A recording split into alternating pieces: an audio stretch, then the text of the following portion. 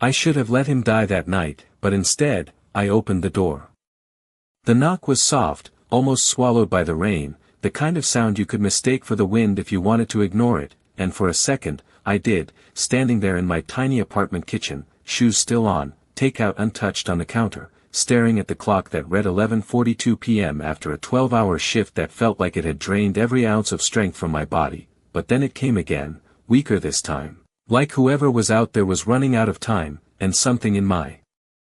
chest tightened in a way I couldn't explain, so I walked to the door, each step slow, cautious, my fingers brushing the cold metal of the handle as my mind ran through every warning I'd ever been given about opening doors this late at night in a neighborhood where people minded their business because it was safer that way, and I almost turned back, I really did, but then I heard it, a faint breath, uneven, strained. And that was the moment everything changed, because I opened it, just a few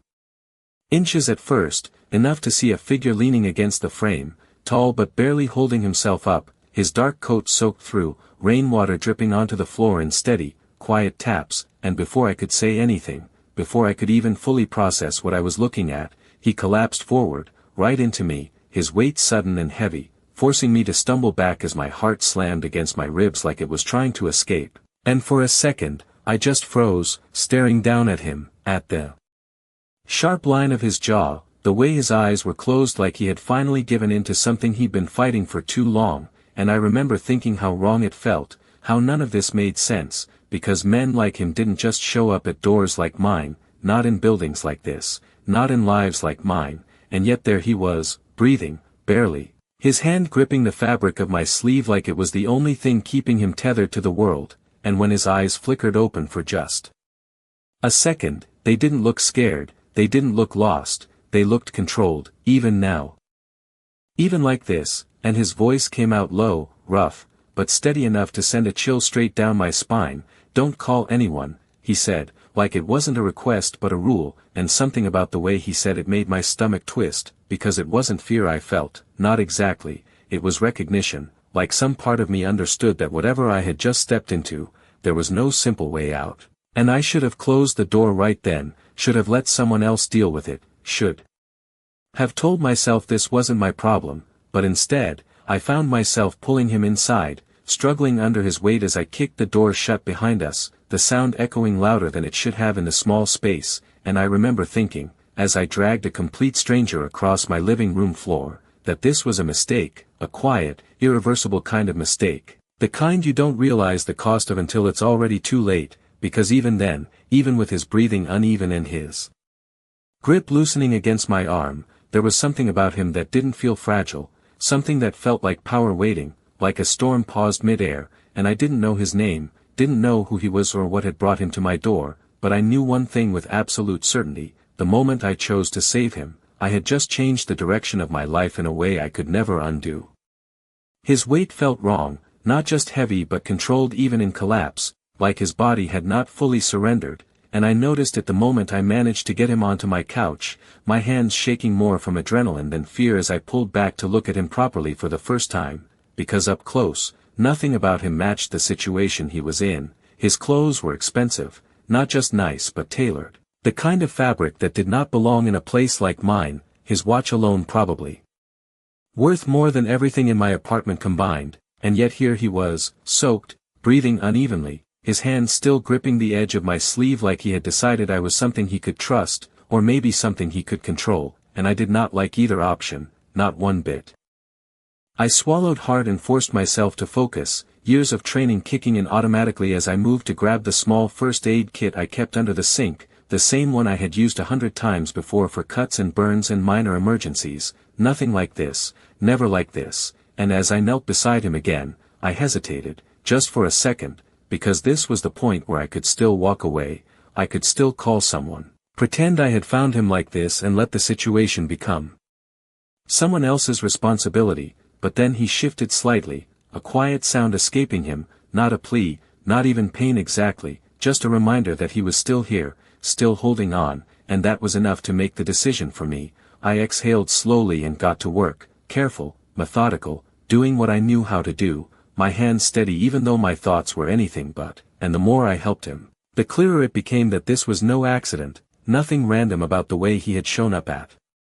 my door, the precision of it, the timing, the fact that he had made it here at all. It felt intentional, like he had chosen this place, chosen me, and that realization settled deep in my chest in a way that made it hard to breathe, because people like him did not rely on luck, they made decisions, calculated ones, and I had just become part of one without even knowing why. Minutes passed, or maybe longer. Time blurred as I worked, the rain still tapping softly against the windows, filling the silence between us, until finally his breathing evened out just enough for me to pause, my shoulders aching as I leaned back slightly, watching him, studying the sharp lines of his face, the faint crease between his brows. Like even unconscious, he was thinking, calculating, and I realized then that I had not even asked the most basic question, who he was, because somehow, deep down, I already knew the answer would not make this easier. It would only make it worse, and as if on cue, his eyes opened again, slower this time, more focused, locking onto mine with a clarity that sent a cold wave through my entire body, and there it was again, that control, that presence, like the room had shifted around him instead of the other way around. He did not look confused, did not look grateful, he looked aware, completely aware, and when he spoke, his voice was quieter now but no less commanding. You should not have done that, he said, not as a warning, not exactly, but something close to it. Something that made my pulse spike as I held his gaze, refusing to look away even though every instinct told me to, and I heard myself respond before I could stop it, my voice steady in a way I did not feel. You showed up at my door, I said. I did what anyone would do, and for a moment, something flickered in his expression, not softness, not quite, but something unexpected, like he did not believe me, like he knew that was not true, that most people would have closed the door and pretended they heard nothing. And maybe he was right, maybe that was what I should have done, because the way he looked at me then, like he was memorizing something, like he was making a decision of his own, made one thing painfully clear: this was not over, not even close, and whatever line I thought I could draw between my life and his had already been crossed the moment I let him in. He did not say thank you, and somehow that told me more about him than anything else could have, because most people, when they wake up in a stranger's apartment after being helped, they look confused, grateful, maybe even embarrassed, but he looked like none of those things. He looked like he was assessing a situation that had not gone according to plan, and I was part of that situation now, whether I liked it or not. I shifted slightly where I knelt beside the couch, trying to create some distance between us, but his eyes followed the movement instantly, sharp, focused, like nothing escaped his attention, even now, even like this. And it made something in my chest tighten in a way I did not fully understand, because it was not fear exactly, it was awareness, the kind that makes you realize you are standing too close to something dangerous to ignore. You should rest, I said, keeping my voice steady, neutral, like I was speaking to any patient, like this was normal, like none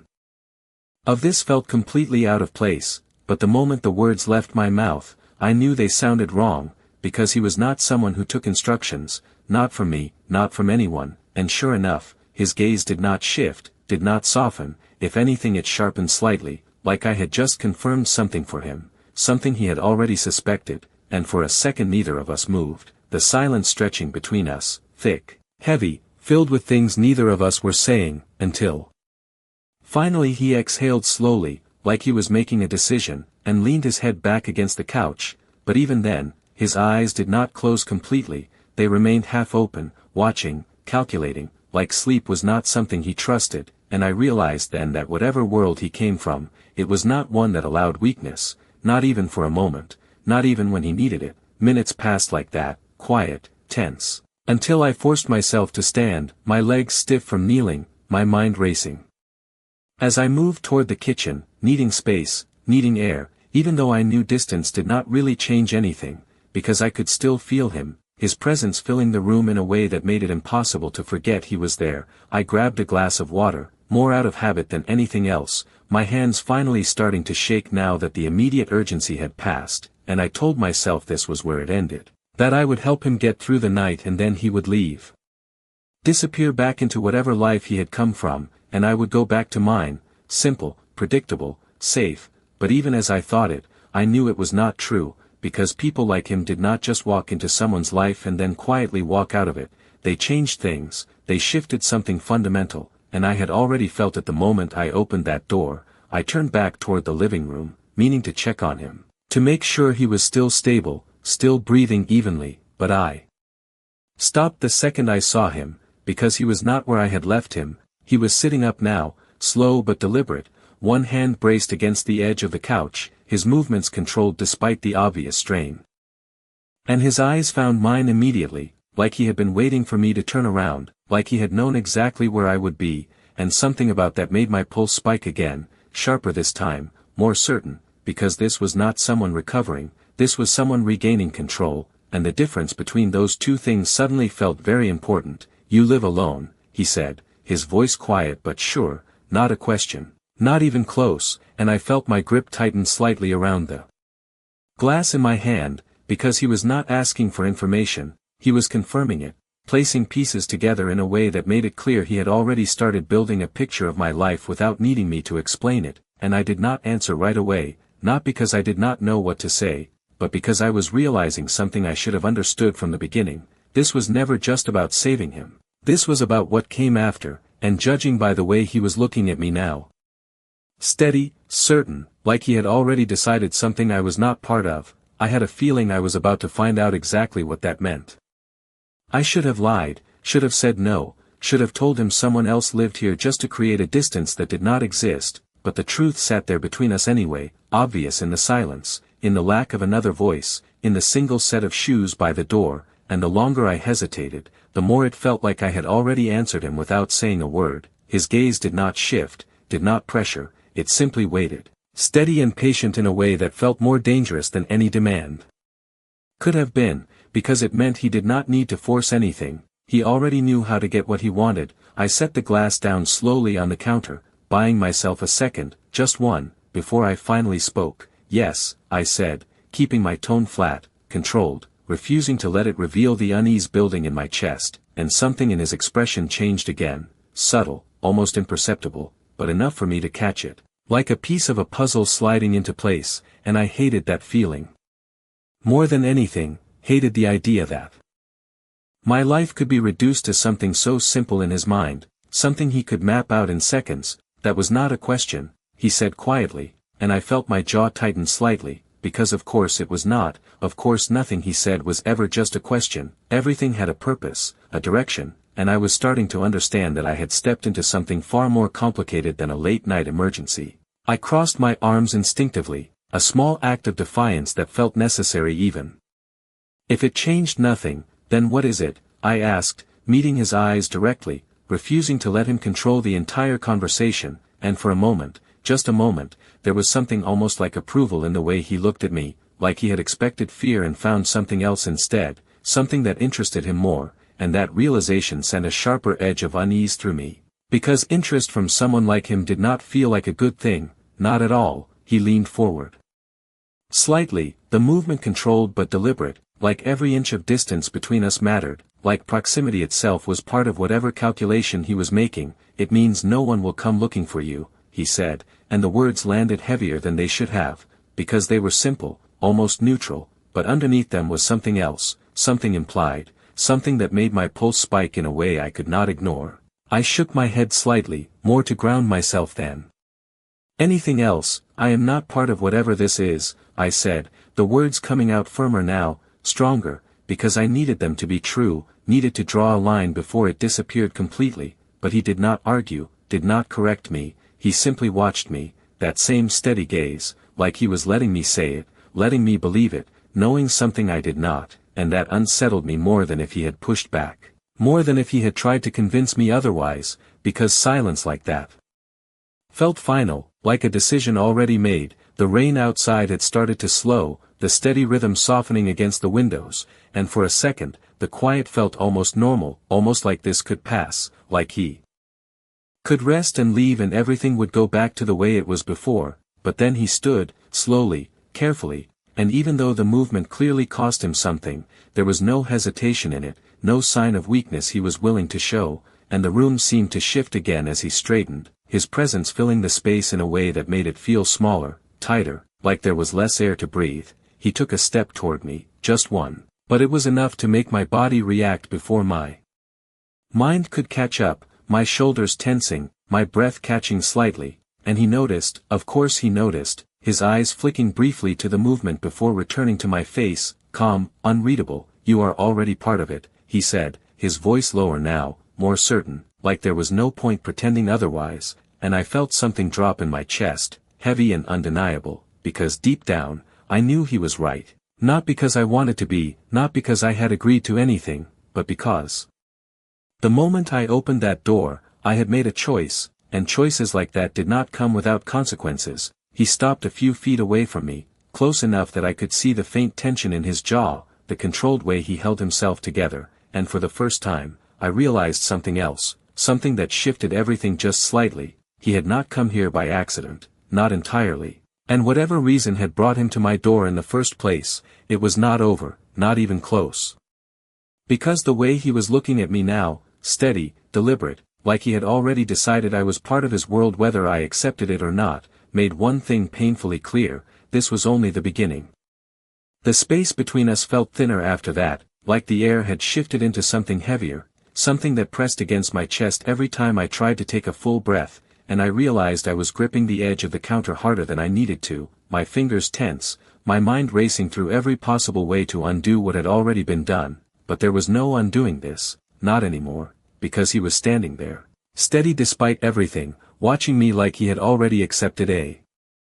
reality I was still trying to deny, and that difference between us felt like the most dangerous thing in the room. I forced myself to move, to break the stillness before it swallowed me completely, stepping past him with more confidence than I felt, reaching for the small cabinet where I kept extra blankets, because if he was going to stay even a minute longer, I needed something to ground this situation in reality, something normal, even if it was just a thin layer over something far more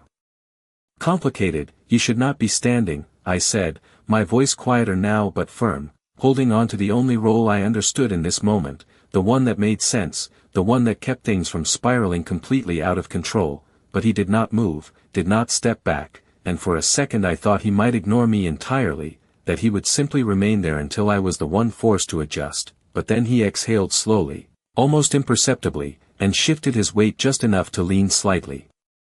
against the wall, not surrendering, not fully, but allowing something close to it, and that small concession caught me off guard in a way I had not expected, because it meant he was choosing something, choosing restraint, choosing to listen, even if only a little. I handed him the blanket without thinking too much about it, the fabric brushing against his hand for a brief second before he took it, and the contact sent a quiet, unexpected awareness through me, not fear, not exactly, but something sharper, more alert, like my instincts were trying to tell me something I had not fully processed yet. He did not thank me, not again, but his grip on the blanket tightened slightly, like he recognized the gesture for what it was, even if he did not say it out loud, and for a moment, the silence returned, but it felt different this time, less like a standoff and more like a pause, like something was shifting just beneath the surface, something neither of us had fully acknowledged yet. I moved back toward the couch, adjusting the pillow behind him with careful movements, keeping my focus on the small details, the practical things, because they were easier to manage than the larger reality unfolding around me, easier than the fact that this man, whoever he really was, had just told me I was part of something I did not understand, and had done it with the certainty of someone who had never been wrong before. "You will leave in the morning," I said finally, the words coming out more like a statement than a question, because I needed that to be the truth, needed something solid to hold on to in all of this. And for a second, he did not respond, his gaze fixed somewhere past me, like he was listening to something I could not hear, and then he looked back at me, and there it was again, that same steady focus, that same quiet calculation that made it impossible to read what he was thinking. "That depends," he said, and the simplicity of it made my stomach tighten, because I knew, without needing to ask, that it did not depend on him, not entirely. It depended on something else, something outside this room, something that was already in motion, and the realization settled in slowly, heavy and undeniable, because if he was right, if I was already part of this, then leaving in the morning was not something I could decide, not anymore. And the way he watched me as that understanding started to form, like he was waiting for me to catch up to a truth he had accepted long before I ever opened that door, made one thing painfully clear: whatever came next was already closer than I thought. The word "depends" did not leave the room after he said it, it stayed there, hanging between us like something unfinished, something waiting to become real, and I felt it settle into my chest in a way I could not ignore, because it meant this was no longer a situation I could control with simple choices or clear boundaries. It meant there were variables I could not see, forces already moving that had nothing to do with me and yet were somehow pulling me in anyway. I opened my mouth to respond, to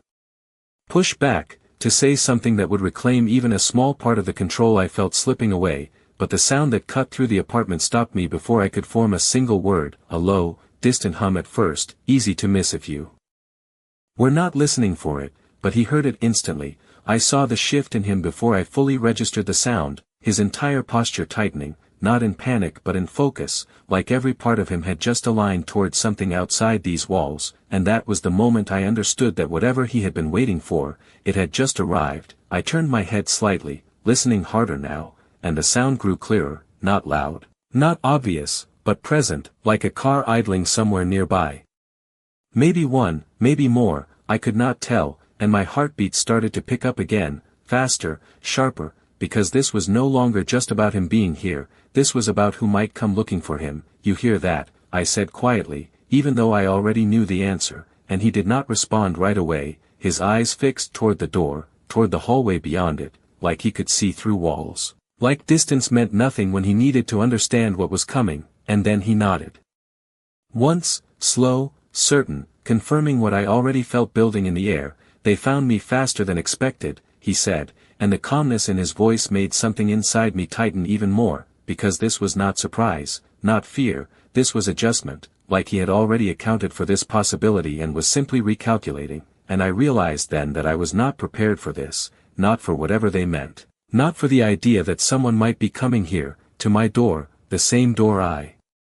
had opened without thinking just hours ago. I took a step back instinctively, my eyes moving to the entrance as if I could somehow see what was on the other side, but it remained closed, silent, and yet the air felt different now, heavier, charged with something I could not name but could definitely feel. Who is they? I asked, my voice quieter than I intended, and he finally looked at me again, and there was something new in his expression, something sharper, more defined, like whatever softness had existed before had been pushed aside by something colder, more focused. The ones who should not know where I am, he said, and the simplicity of it made my stomach drop, because it told me everything. Without explaining anything, it told me that whoever they were not supposed to be here, not supposed to be anywhere near me, and yet they were close enough for him to hear them before I could, and that meant something had already gone wrong, something bigger than I understood. I shook my head slightly, trying to steady myself, trying to think through what this meant, what I should do, because standing here was not an option, not anymore. Then you need to leave, I said, the urgency in my voice breaking through now, because this was no longer about him staying the night, this was about keeping whatever was coming away from me, from my life, from everything I had worked to keep simple and safe. But he did not move, did not rush toward the door or the window or any exit. Instead he stepped closer, just enough to close the distance between us again, and the look in his eyes made my breath catch slightly, not because of fear alone, but because of the certainty behind it, the kind of certainty that does not ask for permission. If I leave, he said, his voice lower now, more deliberate, they will follow, and the meaning settled in immediately, heavy and unavoidable, because it was not a warning about him, it was a statement about me, about this place, about what would happen if he walked out that door. And for a second, I could not find words, could not form a response, because the choice he was presenting was not really a choice at all, it was a reality I had already stepped into. The moment I decided to help him, and the way he held my gaze as that understanding fully formed, steady, unyielding, made one thing painfully clear: there was no version of this where I stayed untouched, not anymore. The silence after his words did not feel empty, it felt like something closing in, like the walls of my apartment had shifted just slightly closer without me noticing, and I realized I was holding my breath, waiting for something I could not see but could definitely feel, the faint hum outside still there, steady now, not passing, not fading, just waiting, and that was worse than anything else, because it meant whoever was out there was not guessing, they were certain enough to stay. I forced myself to inhale slowly, to think, to push past the instinct to panic, because panic would not help me, it would only make me slower, and right now, being slow felt like the worst possible thing I could be. Then they cannot find you here, I said, the words coming out sharper than before, more deliberate, because if leaving made it worse, then staying meant control, meant we had something to work with, even if I did not fully understand what that something was. Yet, his eyes flickered slightly at that, not surprise, not approval, just recognition, like I had said something worth considering, and that small reaction grounded me more than anything else had, because it meant I was not completely out of place in this situation, not entirely useless. I moved toward the door without waiting for his response, my steps quick but measured, my mind already running through what I could do, what I had, what mattered. I reached the light switch near the entrance and turned it off, plunging the small hallway into shadow, then the lamp in the living room, leaving only the dim glow from the kitchen casting soft edges across the space. It was instinct more than strategy, reduce visibility, make the apartment look empty, normal, unremarkable. I had no idea if it would work, but doing something felt better than standing still. I glanced back at him, expecting resistance, expecting him to question it, but he did not. He watched me instead, that same steady focus, like he was measuring each decision, each movement, and when I stepped closer again, lowering my voice without thinking, he leaned in just slightly, closing the space enough that I could feel the shift in the air between us. If they think no one is home, they will not push, I said, not entirely sure if that was true, but needing it to be, needing something to hold on to in all of this, and for a second, just a second, there was something different in his expression, something quieter. Almost like respect, but it disappeared before I could be certain, replaced again by that controlled calm that never fully left him. They will not assume, he said, just as quietly, they will confirm, and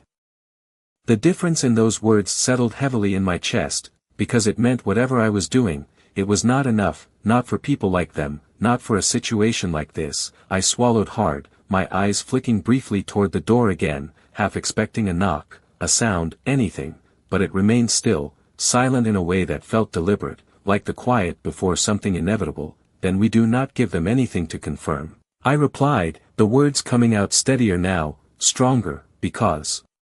if they needed certainty, then uncertainty was the only advantage we had, even if it was a fragile one. He studied me for a moment longer, and this time the shift was clearer, subtle but real, like he had made another decision, one that included me in a way I had not fully expected. And when he spoke again, his voice carried that same quiet authority, but there was something else underneath it now. Something that felt almost like alignment. Stay close, he said, not a demand, not exactly, but something just as firm, and my instinct was to argue, to push back, to remind him that I was not part of this, that I had not agreed to any of it, but the truth settled in before I could speak, heavy and undeniable, because right now, arguing did not change anything. Right now, proximity meant awareness, meant survival, and for the first time since this started, I stepped closer without hesitation, closing the distance between us by choice instead of circumstance, and as I did, I realized something that made my pulse steady instead of spike, something that shifted the fear into something sharper, more focused. I was not just reacting anymore, I was adapting, and the way his gaze lingered on me for a fraction longer than before, like he had noticed that shift too, made one thing painfully clear. Whatever this was, whatever we were about to face, I was no longer just the girl who opened the door. I was already becoming something else. The quiet did not last. It never does when something is already set in motion, and I felt it before I heard it, a subtle shift in the air, like the space outside my door had become occupied in a way it had not been seconds ago, my body reacting before my mind could catch up, my shoulders tightening, my breath slowing instinctively as if making less noise could somehow make me less visible. And beside me, he went completely still, not frozen, not uncertain, but focused in a way that felt almost unnatural, like every sense he had was tuned to something beyond what I could perceive. And then it came, soft but unmistakable, a sound just outside the door, not a knock, not yet. Something lighter, controlled, like someone testing the space without announcing themselves, and my pulse jumped, sharp and immediate, because that was worse than a knock, worse than anything direct. It meant intention, it meant patience, it meant whoever was out there was not in a hurry, and people who are not in a hurry are the ones you should worry about the most. I glanced at him, just for a second, and his eyes were already on the door, locked onto it with that same steady intensity. But there was something else there now, something colder, something that made the room feel smaller without him moving an inch. "Do not speak," he said quietly, his voice barely above a whisper, but it carried weight, absolute and unchallenged, and for once, I did not argue, did not push back, because the situation had shifted into something where words felt unnecessary, even dangerous. I nodded slightly instead, more to myself than to him, and focused on my breathing, slow, controlled, counting each inhale and exhale like it could anchor me to something steady. The sound outside came again, closer this time, a faint brush against the door, like fingers tracing the surface, and my stomach tightened, because it felt deliberate, not random, not accidental, like they were confirming something exactly the way he had said they would, confirming presence, confirming absence, confirming truth, and I realized then that this was not just about him anymore. This was about whether they believed someone else was inside, whether they sensed anything out of place. Whether my decision to open that door hours ago had just put a target somewhere it had never existed before. I held still, barely even blinking, every small movement suddenly feeling too loud, too noticeable, and seconds stretched into something longer, heavier, until finally, the sound stopped, just like that, no warning, no conclusion, just silence returning as if nothing had happened at all. But it was not the same silence as before. This one felt watched, measured, like the absence of sound was part of the test itself. I did not move, did not speak, waiting, because something told me it was not over yet, and beside me, he remained just as still, just as focused, his presence steady in a way that grounded me more than I expected, because even though I did not understand his world, even though I did not want to be part of it, there was a strange clarity in the way he handled it, a certainty that cut through the fear and replaced it with something sharper, more controlled. And then, after what felt like minutes but could have been seconds, the faint hum outside shifted, engines turning, movement pulling away from the building. Slow at first, then fading, and only then did I allow myself to exhale, the tension leaving my body in a quiet rush I could not stop. I turned my head slightly toward him, my voice still low when I finally spoke. "Are they gone?" And for a moment, he did not answer, his gaze still fixed on the door like he was listening for something deeper, something beyond what I could hear, and then he nodded once, slow, certain, but his expression did not soften, did not relax. If anything, it grew more focused, more resolved, and that unsettled me more than anything else had, because it meant this was not relief, not safety, this was confirmation, confirmation that something had begun, something that would not end here. And when he finally looked at me again, his eyes steady, deliberate, like he had reached a conclusion I was only starting to understand, I felt that same weight settle in my chest again, heavier this time, more real, because whatever line had existed before, whatever illusion I had held on to about this being temporary, it was gone now. Replaced by something undeniable, something that made one thing painfully clear: they had come looking for him, and now they knew exactly where to come back to. The silence after they left did not feel like safety, it felt like a countdown that had already started, and I realized my hands were still clenched at my sides, my fingers stiff from holding tension too long, my body slow to understand that the immediate moment had passed even if the danger had not. I forced myself to move, just a small step back, creating space that suddenly felt necessary, because standing that close to him now carried a different weight than before. It was no longer just proximity, it was alignment, and that thought settled uneasily in my chest. "They came here," I said quietly, the words sounding obvious even as I spoke them, but I needed to hear them out loud, needed to ground what had just happened into something real, something I could process. He did not respond immediately, his gaze still on the door, like he was replaying every sound, every second, extracting information from silence itself. And then he finally turned to me, his expression calm but sharper now, more defined, like whatever uncertainty had existed before was gone, replaced by something solid, something resolved. "They were not sure," he said, his voice steady. "Now they are closer to being sure," and the way he said it made my stomach tighten, because it confirmed what I had already started to feel. This was not over, it had only shifted, evolved into something more precise, more dangerous in its certainty. I shook my head slightly, trying to push back against the creeping realization. "Then you cannot stay here," I said, more firmly now, because the logic was clear to me. If they were looking for him, then he needed to be somewhere else, somewhere far from me, from this apartment, from everything that had nothing to do with his world. But the moment the words left my mouth, I knew how they would sound to him, not as a solution, but as a misunderstanding, and sure enough, his expression did not change, did not soften. He simply watched me with that same steady gaze, like he had already anticipated this response. "If I leave now," he said, taking a slow step toward the window, his movements controlled, deliberate, "they will follow the movement, not the location," and the distinction hit me harder than I expected. Because it meant leaving was not escape, it was exposure, it was drawing attention in a way that would confirm everything they were trying to figure out. I crossed my arms instinctively again, a small attempt to hold on to something stable, something that still felt like my own. "So what, you just stay here?" I asked, the edge in my voice sharper now, not just fear, but frustration, because this was my home, my life. And it felt like it was being rewritten without my consent, without my control. And for a moment, he did not answer, his gaze shifting slightly as if considering something, not dismissing me, not ignoring me, but evaluating the situation in a way that included my reaction as part of the equation, and that alone told me more than any answer could have, because it meant I was no longer just a variable to him, I was part of the outcome. "For now," he said finally, turning back to face me fully, and there was something different in his tone, something quieter, more deliberate.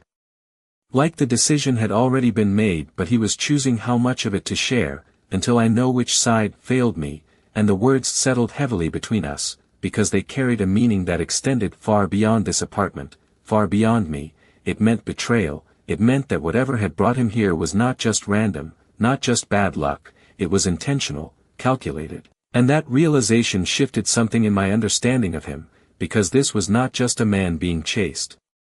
This was someone who had been turned on by his own people, and the weight of that truth made everything feel more complicated, more dangerous. I exhaled slowly, trying to steady my thoughts, because the situation was growing beyond anything I had ever imagined, beyond anything I knew how to handle, and yet, standing here, looking at him, I felt something else begin to take shape beneath the fear, something quieter but just as real, understanding, not of his world, but of the fact that I was already in it, whether I wanted to be or not. And the way he watched me as that realization settled, like he could see it happening in real time, like he had been waiting for me to reach that point, made one thing painfully clear: this was no longer about whether I was involved, it was about what I was going to do now that I knew I was.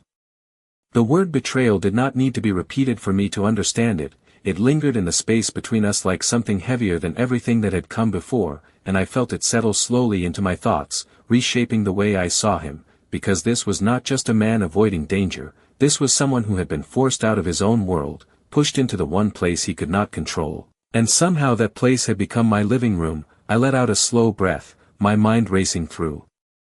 everything I thought I knew about people like him, about power, about loyalty, about the kind of lives that operated in shadows I had never stepped into before, and none of it prepared me for this, none of it explained what I was supposed to do next. "So you do not know who did this," I said, my voice quieter now, less resistant, more focused, because if I was already involved, then understanding mattered more than denial. And he watched me closely as I spoke, like he was measuring the shift in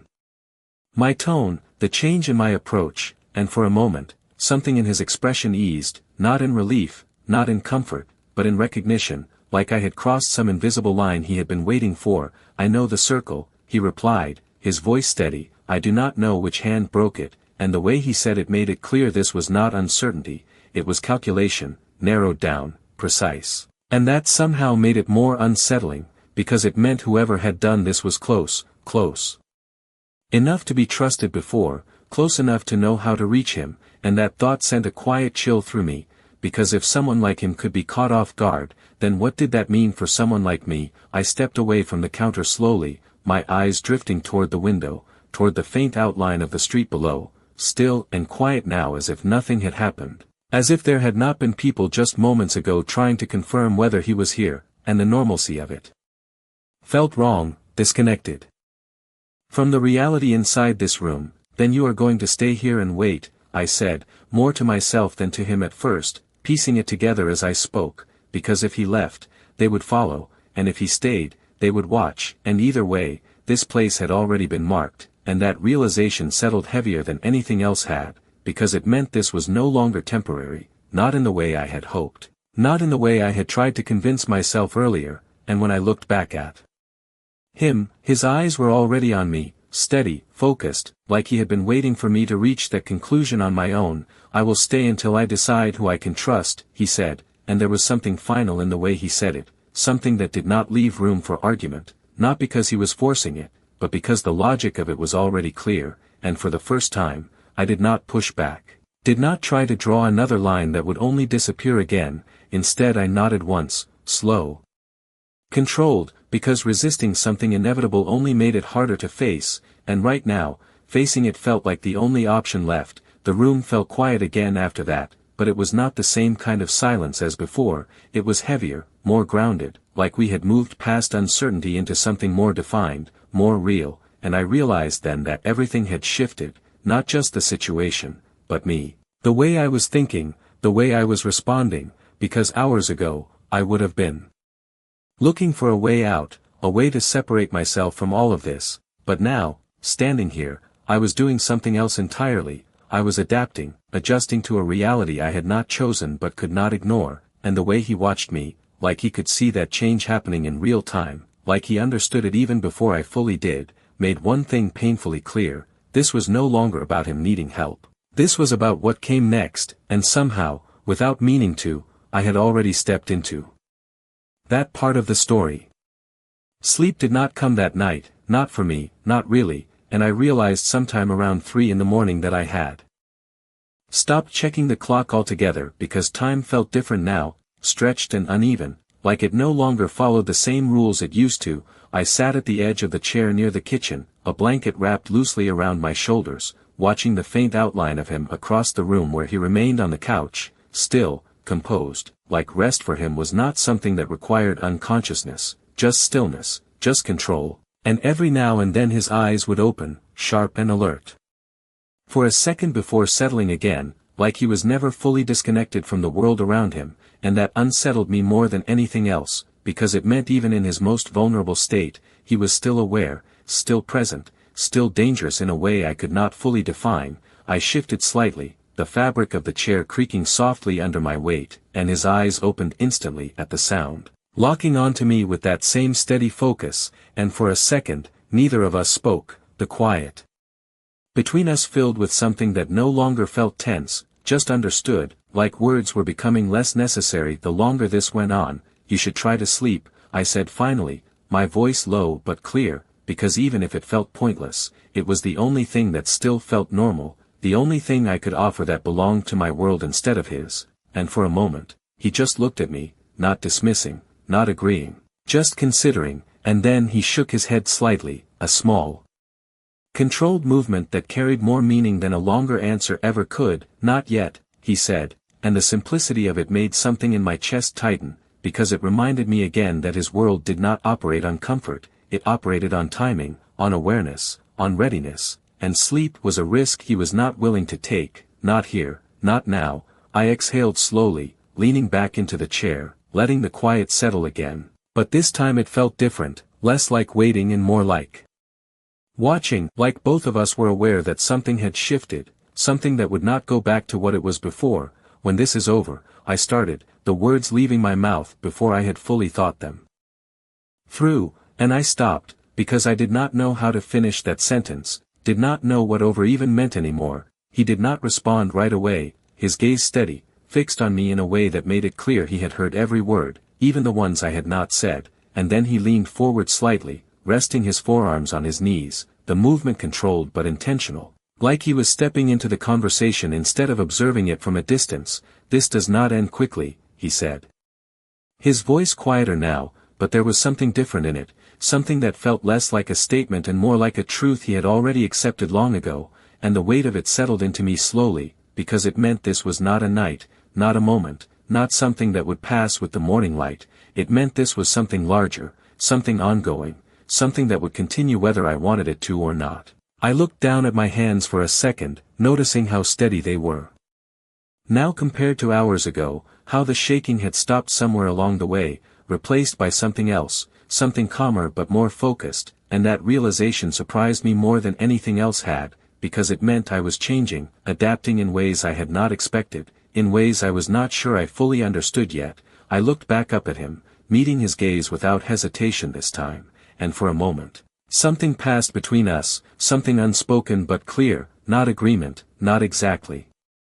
but recognition, like we both understood that whatever came next, we were already in it together whether we had chosen that or not, and the way his eyes held mine for just a fraction longer than before, like he was acknowledging that shift, made one thing painfully clear: this was no longer just about survival for him, and it was no longer just about helping for me, it had become something else entirely, something neither of us had planned but neither of us was stepping away from either. Morning did not arrive the way it used to, soft and predictable. It came in quietly through the blinds in thin lines of pale light that stretched across the floor and up the wall like something searching, and I realized I had not moved from the chair, not really, just shifted enough to stay awake, to stay aware, because sleep had never actually come, not after everything that had happened, and when I looked over at him, he was already awake, already sitting upright, his posture composed, his presence filling the room in a way that made it feel like he had never been anything less than in control. Even hours ago when he had been barely able to stand, and that contrast stayed with me, the difference between what I had seen and what he allowed anyone to see now. "You should not still be awake," I said, my voice quieter in the morning stillness, but there was no accusation in it, just observation, and he glanced toward the window briefly before looking back at me, his expression unchanged, steady, like time passing had not altered anything for him the way it had for me. "I do not waste time I cannot afford," he replied. And something in the way he said it made the room feel sharper, more defined, like whatever came next had already begun without me realizing it. I stood slowly, my body stiff from staying in one place too long, and moved toward the kitchen, the familiar routine of reaching for a glass, filling it with water, grounding me in something simple, something that still belonged to my world, but even that felt different now, like every movement carried a weight it had not before. I set the glass down in front of him without thinking too much about it, and he accepted it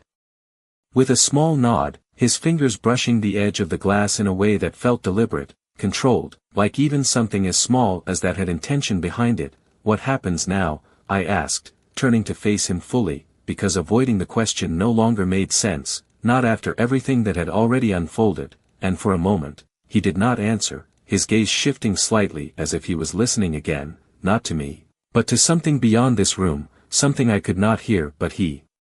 clearly could, and then he looked back at me, and there was something different there, something more certain, more defined, like whatever he had been waiting for had just confirmed itself. "Now," he said slowly, "they test the edges," and the words settled into me with a quiet weight, because they were not dramatic, not urgent, they were precise, calculated, and that made them more real, more immediate. I frowned slightly, trying to understand what that meant in a way that applied to me, to this place, and before I could ask, a sharp sound cut through the quiet, not loud, not aggressive, but deliberate, a knock at the door, firm and controlled, and everything inside me went still, my breath catching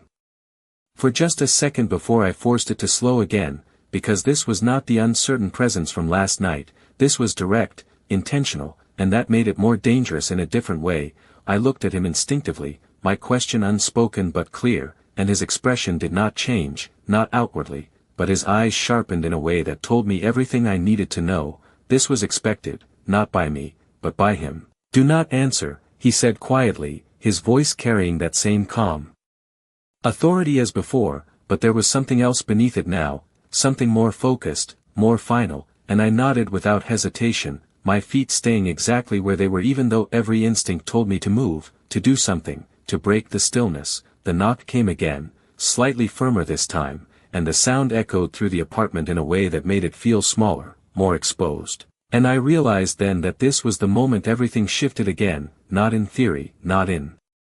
possibility, but in reality, because whoever was on the other side of that door was not guessing anymore, they were confirming, just like he had said, and the way he stood slowly, deliberately, moving just enough to position himself where he could see without being seen, made one thing painfully clear: whatever came next would not wait for us to be ready, it had already arrived.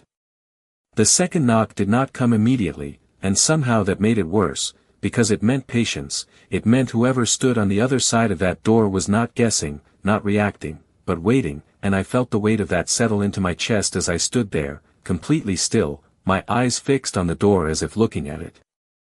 Long enough would reveal what was behind it, but it remained just that, a door, thin wood and metal separating two completely different realities, one I had known my entire life and one I had stepped into without understanding the cost, and beside me, he did not move closer, did not rush, he simply positioned himself where he could see without being seen, his presence steady, controlled, like this moment was not new to him, like he had stood in situations like this before and already knew how they unfolded, and that realization grounded me in a way I had not expected, because if he was calm, then panic would only make things worse. I slowed my breathing again, focusing on the quiet, on the absence of sound, on the fact that nothing had broken yet, nothing had forced its way in, and that meant something. It meant whoever was out there was still deciding, still testing, and then it came, not another knock, but a voice, low, controlled, just loud enough to carry through the door. Without drawing attention beyond it, "We know you are in there," the man said, and the words landed like something solid, something undeniable, because it was not a guess, not a threat, just a statement, and I felt my pulse spike before I could stop it, my body reacting to the certainty in his tone. I glanced at him instinctively, my question unspoken but clear, and his expression did not change, not even slightly, but his eyes sharpened, focused in a way that told me everything I needed to.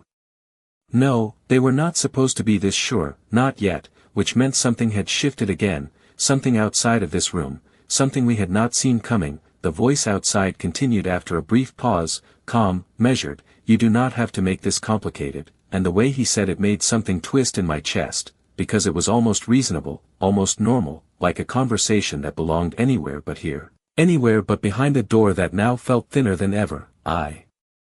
swallowed hard, forcing myself to stay still, to follow the only instruction that mattered right now: do not answer, do not react, do not confirm anything they did not already know, and the silence stretched again, longer. This time, heavier, until finally, footsteps shifted outside, subtle but clear, moving just enough to change position, not leaving, just adjusting, and that was when I understood. They were not going anywhere, not yet, they were waiting for a response, for a mistake, for anything that would tip the balance in their favor, and that meant this moment was not about confrontation, it was about control, about who would break first. I felt my hands steady at my sides, the last trace of hesitation fading into something else, something clearer, sharper, because this was no longer confusion, no longer uncertainty, this was a line, one I had already crossed hours ago without realizing it, and now I was standing on one side of it with no way back. I looked at him again, and this time, there was no question in my gaze, no hesitation, just understanding, and something shifted in his expression, subtle but real, like he had been waiting for that moment, for me to reach that point without him forcing it. And when he spoke, his voice was low,